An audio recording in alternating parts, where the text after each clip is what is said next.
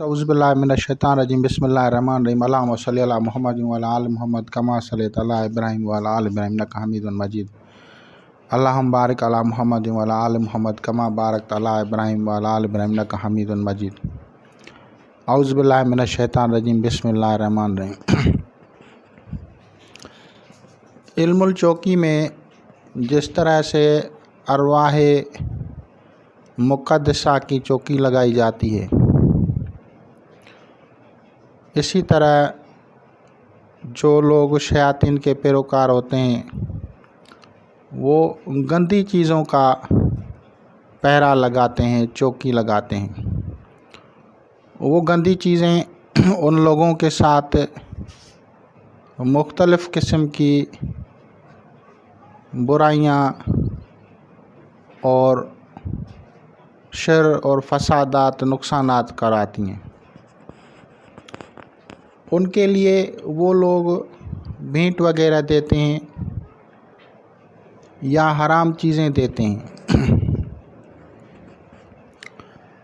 अब उसके लिए ये होता है कि अच्छा खासा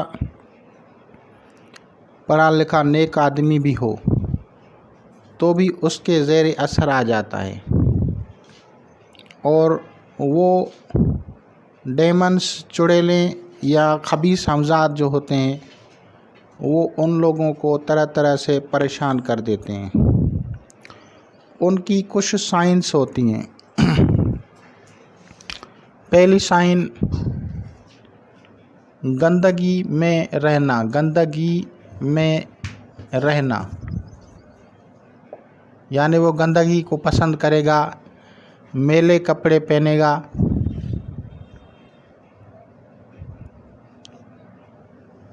गुस्ल नहीं करेगा,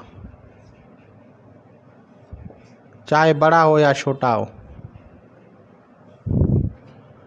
सर में कंघी नहीं करेगा,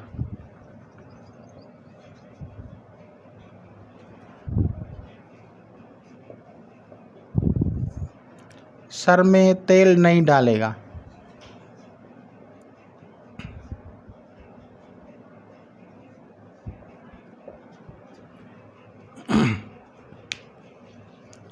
तो ये ज़ाहिरन अलामात होती हैं गंदे जादू की। इसके अलावा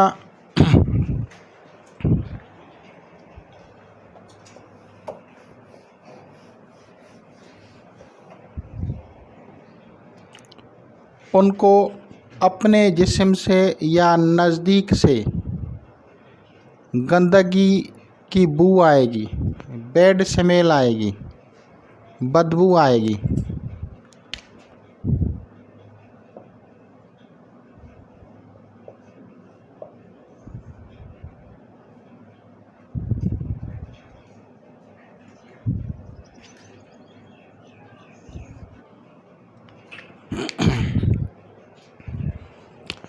इसके अलावा लड़ाई झगड़ा ये रहेगा।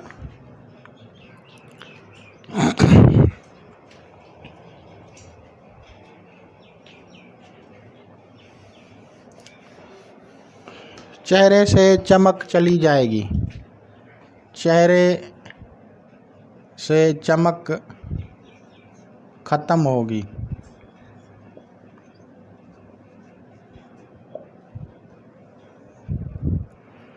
और इसके अलावा मर्ज़, कोई भी मर्ज़ ऐसी लगेगी जो कि उसके लिए मुसीबत होगी। कोई ज़ाहिरी मर्ज़ भी हो सकती है, बातनी मर्ज़ भी हो सकती है। ज़ाहिर जैसे बुखार का रहना,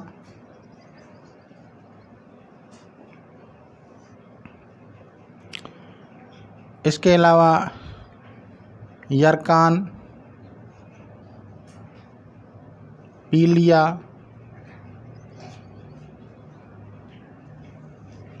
किस्म कोई भी हो,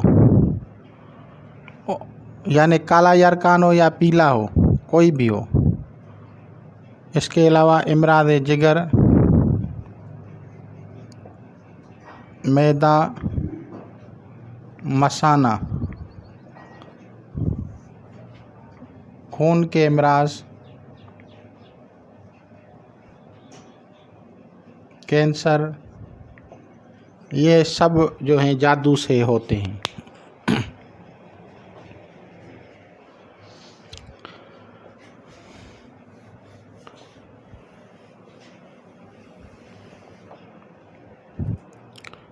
जिस्म में भारीपन रहना, जिस्म भारी रहना, यानी वो काम काज में इतनी फुर्ती महसूस नहीं करेगा, जिस्म में वज़न रहेगा।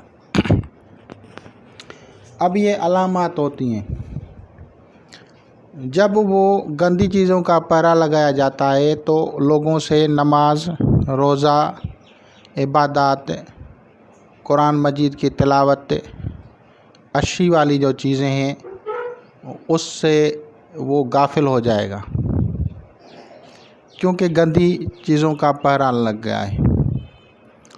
और इसके लिए जो तरीके मैंने बताए हैं वो भी हैं, और इसके लिए दीगर तरीके भी हैं। जो तरीके मैंने इल्म जफ़र से बताए हैं वो अक्सर लोग वही कर सकते हैं जो कि कुरान मजीद पढ़े हों या मुसलमान हों, लेकिन अगर गैर मुस्लिम हो तो वो कैसे करेगा? या वो लोग जिनको कुरान मजीद पढ़ना ही नहीं आता, तो उनके लिए प्रॉब्लम है। तो देखें, जादू अरबा अनासर पे होता है। जादू अरबा अनासर पे होता है।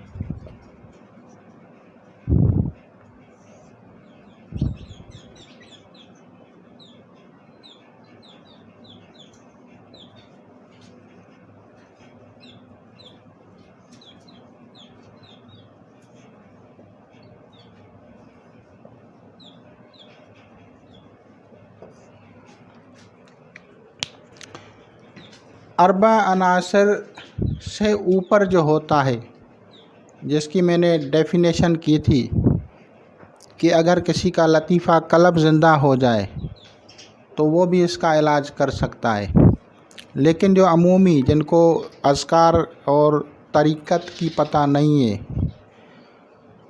तो वो कैसे करेंगे? तो वो अरबा अनासर पे ही चलेंगे, इससे आगे नहीं जाएंगे।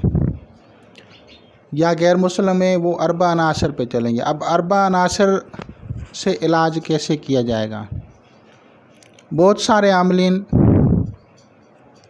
ये शिकायत करते हैं कि हम नकूश, अमल, वजीफ़ा, ज़िक्र, उनका विर्द जो भी है, यानी समझो कोई भी मंत्र है उनका, कोई स्पेल है, वो करते हैं, लेकिन फिर भी फ़ायदा नहीं होता। सदकात भी दिलाते हैं। तो इसकी वजह जो होती है वो 2-3 तरह की वजूहात हैं। पहली वजह, अमल उस आदमी से टच नहीं होता। दूसरी वजह, जो आपके पास इलाज के लिए आया है उसको वो शिकायत शायद हो ही ना जिसका आप इलाज कर रहे हैं। तीसरी हालत, अगर आपने अमल भी किया, आपने सदकात भी दिलाए और उससे ज़्यादा शिद्दत में मरीज़ को तकलीफ़ हो गई, अगर मरीज़ को ज़्यादा शिद्दत से तकलीफ़ हो जाए, आपने फ़र्ज़ करो सूरह फातिहा पढ़ी, आयतल कुर्सी पढ़ी, चारों कुल पढ़े, आपने दम कर दिए, पानी पे दम करके दिया, सदकात भी निकलवाए, लेकिन वो सदकात निकलवाने के बाद और ज़्यादा तकलीफ़ बढ़ गई, तो अब ये क्या है? तो इसकी वजूहात आप लोग सही अंसर में अपने सदकात नहीं डलवा रहे। मिसाल के तौर पे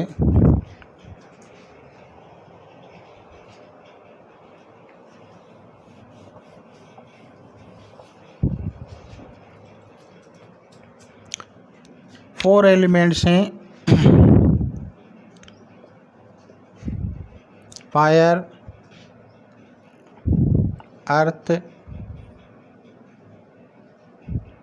विंड और इसके अलावा है वाटर। तो अर्बा अनासर में ये आतिश हो गया, ये खाक हो गया, ये बाद हो गया, ये आब हो गया। ये 4 एलिमेंट्स हैं।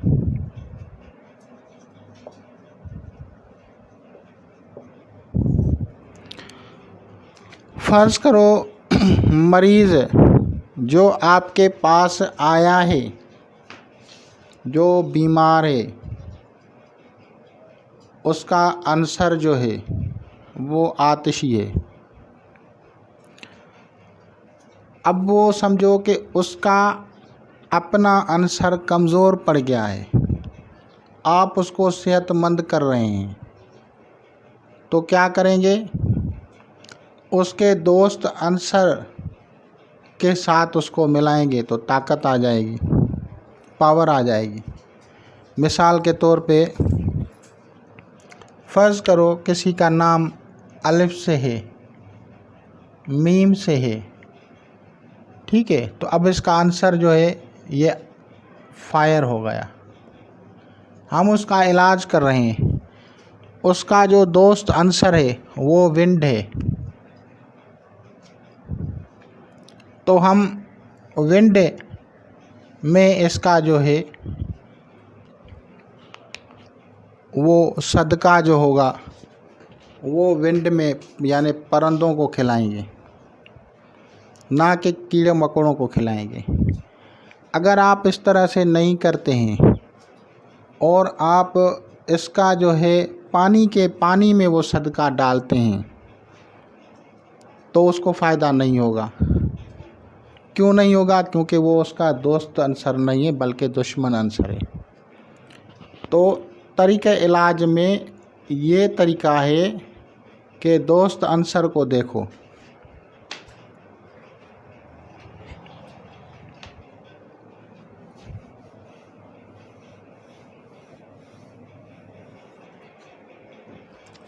तो आतिश का दोस्त जो होता है वो बाद है, और बाद का दोस्त जो है आतिश है, और खाक का जो दोस्त है वो आब है, और आब का दोस्त जो है वो खाक है। अब ये दोस्त अनसर्टेबल हो गई। अब आतिश का दुश्मन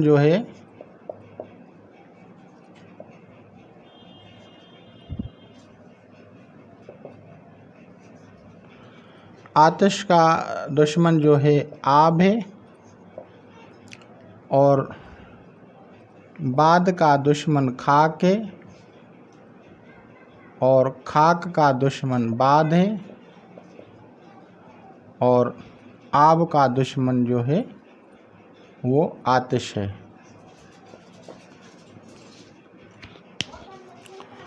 तो ये दोस्त और दुश्मन अनासर का तरीका ये है। इसके ऊपर अगर कोई इलाज करता है तो वो इलाज में कामयाब होता है। अब इन चीज़ों को देखें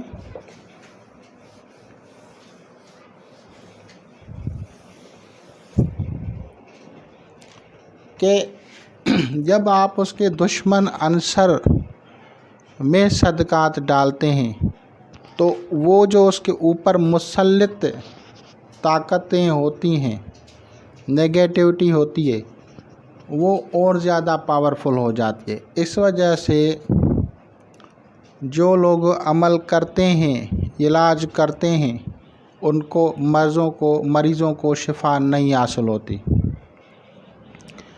अब इसके लिए जो चीज़ें सदकात में दी जाती हैं उनमें निबातात में अगर देखा जाए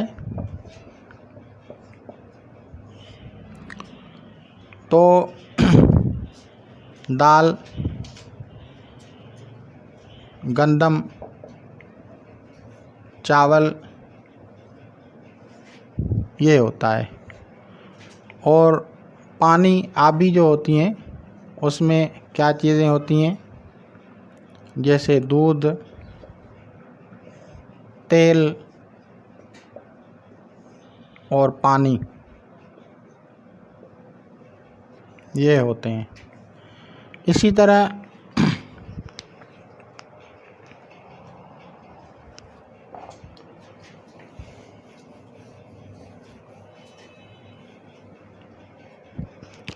मैदनियात में क्या होता है, सिंदूर, कोयला, सुरमा, ये होता है। और निबातात में अगर काली चीज़ें होती हैं, काली दाल, माश, लकड़ी का कोयला,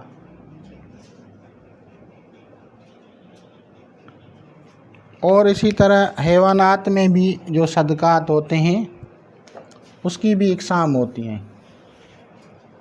तो हैवानात के सदक़ात में जो इक़साम है उनमें अब ये हैवानात हैं, परिंदे का गोश्त, यानी वो उड़ने वाले परिंदे या ज़मीनी परिंदे जैसे मुर्गा। इसके अलावा हलाल जानवर का गोश्त, जैसे हम डोमेस्टिक एनिमल्स कहते हैं,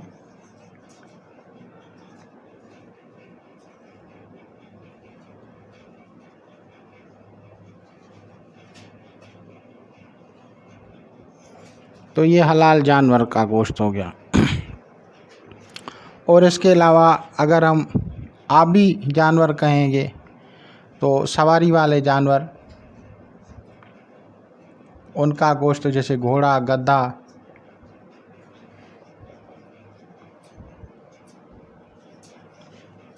हार्स या डोंकी हो गया। इसी तरह मछली, ये गोश्तों में आ गई, फिश। तो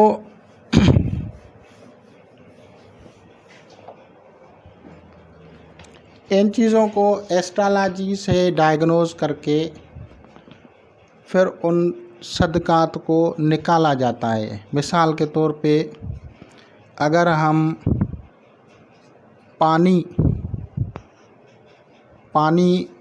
का सयारा या पानी के साथ हैवानात आ जाए तो हम वो पानी लेंगे जिसमें हैवानात से हासिल शुदा चीज़ हो, और उसका कलर अगर वाइट हो तो हम उस पानी में दूध मिलाएंगे। और इसी तरह अगर हमें हैवानात आबी लेनी है तो हम मछली लेंगे। अगर हैवानात खाकी लेनी है तो हम ज़मीनी जानवरों का गोश्त लेंगे, उनकी चीज़ें लेंगे। और अगर हैवानात एवियंस में हो तो फिर हम उड़ने वाले परिंदों का गोश्त वगैरह सदका देंगे। तो ये होता है। अब क्या होता है, अघोर विद्या में ख़ास तौर पे ये अघोर विद्या, ये ईविल फॉलोअर्स हैं।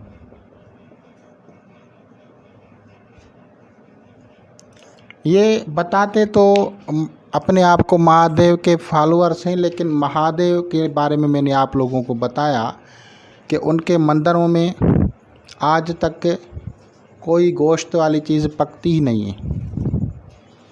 लेकिन जैसे उस पैटर्न से लोग हट जाते हैं तो वो जो हटे हुए लोग हैं, जो उल्टी समझ चले, ये गोश्त खाते हैं, यहाँ तक के मुर्दा का गोश्त भी खाते हैं और हर गंदी से गंदी चीज़ खाते हैं। अब जब ये गंदी से गंदी चीज़ खाते हैं तो इनको अच्छी चीज़ पसंद नहीं आएगी। तो इसके लिए ऐसी चीज़ें जिससे तोड़ किया जाता है, तो वो चीज़ें बेमज़ा हों, मज़ेदार नहीं हो। यानी जैसे हम किसी बुज़ुर्ग वली की न्याज़ करते हैं तो पकी हुई अच्छी खुशबूदार बिरयानी बनाएंगे, ज़र्दा बनाएंगे, हलवा बनाएंगे, पिस्ता बादाम डालेंगे। लेकिन अगर आपको अघोर विधियाँ तोड़ना है तो इस तरह की चीज़ें नहीं डालनी। इस तरह की चीज़ें अगर आप अघोर विधियाँ में डालेंगे तो फिर वो आपको छोड़ेंगी नहीं। वो आप अगर इनको अघोर विधिया के जो तोड़ हैं उनमें जो चीज़ें डाली जाएंगी वो मामूली चीज़ें डाली जाएंगी।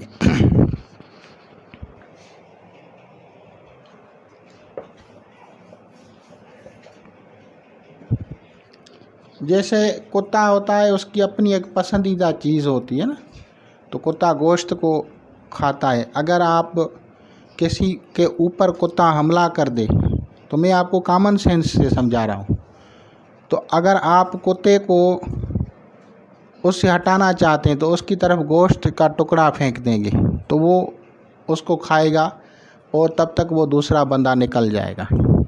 तो इसी तरह इस इल्म को जब जादू को तोड़ा जाता है तो जादू के तोड़ने के लिए जादू का तोड़ जो है उनका तरीका एक है अल्लाह ताला का नाम,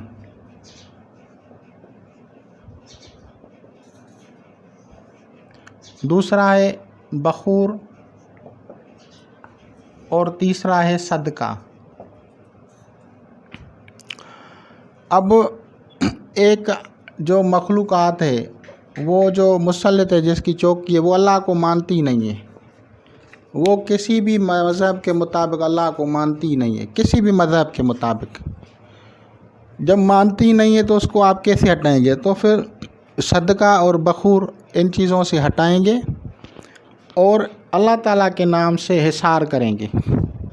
जादू के तोड़ने का तरीका ये होता है कि हम जो अल्लाह ताला का नाम लेते हैं उससे हिसार कर देते हैं, और जो बखूरात होते हैं उससे उनकी जो नेगेटिविटी जो उसमें पहले जज़ब है उनको हटाते हैं, परहेज़ करवाते हैं।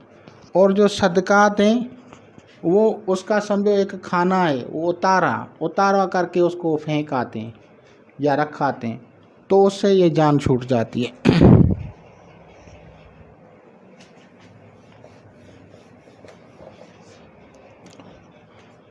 तो उतारे के लिए इनके लिए अगर कोई चीज़ पकाई जाती है, फीकी, नमकीन, मिर्च मसाले पानी में उबाल के कोई भी चीज़ आप रख सकते हैं, जैसे काले चने हो गए,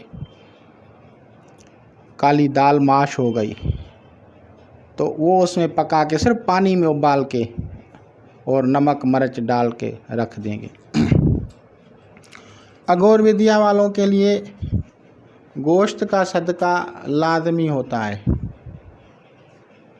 ये जो अघोर के साथ जो चीज़ें चिमटाई जाती हैं वो गोश्त को खाती हैं, और इसके अलावा वो लोग नशेदार चीज़ों को भी खाते हैं, सिगरेट को भी पसंद करते हैं।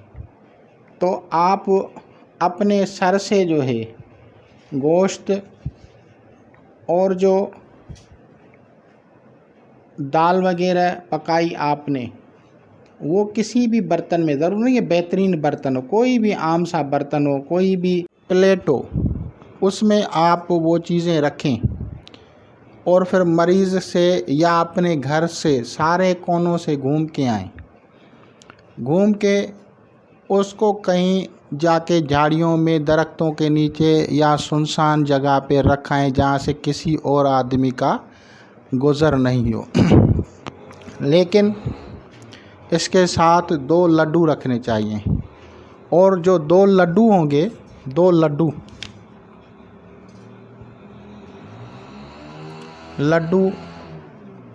बूंदी वाले, बूंदी जो बेसन से बनती है और दुकानों पे मिठाइयों वाले पे मिलती है, उसी से लड्डू बनते हैं। अब इस लड्डू को क्या करना है, इसके ऊपर जिन्नात शयातीन जो होती हैं सुर्ख रंग और ब्लैक कलर इन दोनों पे जज़ब होती हैं। तो अब सुर्ख रंग से जो है सिंदूर हो गया,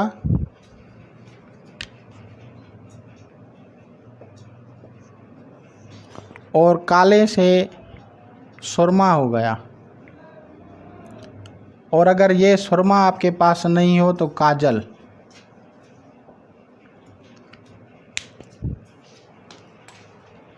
इन दोनों से आप उंगली से उसको टच करें और फिर उतारा करें। लेकिन जो मरीज़ है, मरीज़ की उंगली से उसको वो सिंदूर से उस लड्डू के ऊपर तिलक लगवाएं, और सुर्ख रंग का जो सिंदूर होता है उससे भी तिलक लगवाएं, और काले रंग का जो सुरमा है उससे भी तिलक लगवाएं।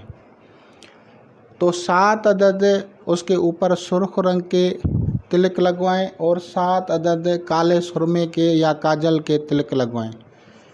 अब उसको प्लेट में रखें, दाल रखें और कच्चा गोश्त रखें। गोश्त को पकाना नहीं, कच्चा गोश्त उसके ऊपर सर से वारें और उसको कहीं झाड़ियों में रखाएं। इस तरह करने से अघोरी विद्या टूट जाती है। और साथ ही आप लोग क्या करेंगे, बखूरात का घर में इस्तेमाल करेंगे। हरमल, लोबान, धूप, इन चीज़ों का, लौंग, इनका बखूर करेंगे। और इसके अलावा घर में दरिया के पानी, नहर का पानी, समंदर का पानी, कुएं का पानी जो मुयस्सर हो सके, चश्मे का पानी, उसमें दूध डालेंगे और उस दूध को डालने के बाद उसके छींटे घर में लगाएंगे। इसी तरह अब आप का ये हो गया उतारा। आपने उन नेगेटिव असरात को ख़त्म करने के लिए बखूरात भी कर दिए, और वो आपको 40-41 दिन कम से कम करने हैं। साथ में अब आपको जो दम करना है वो आपको क्या करना है।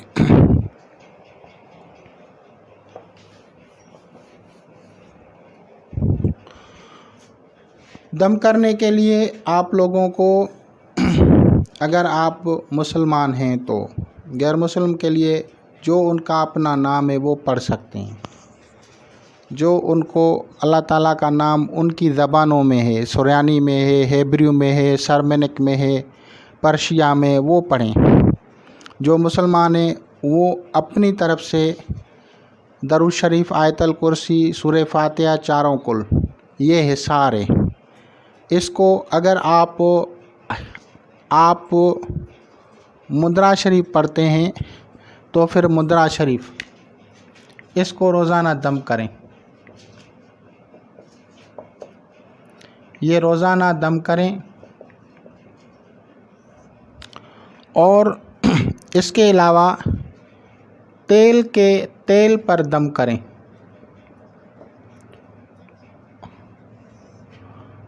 और बकरी के दूध पे दम करें।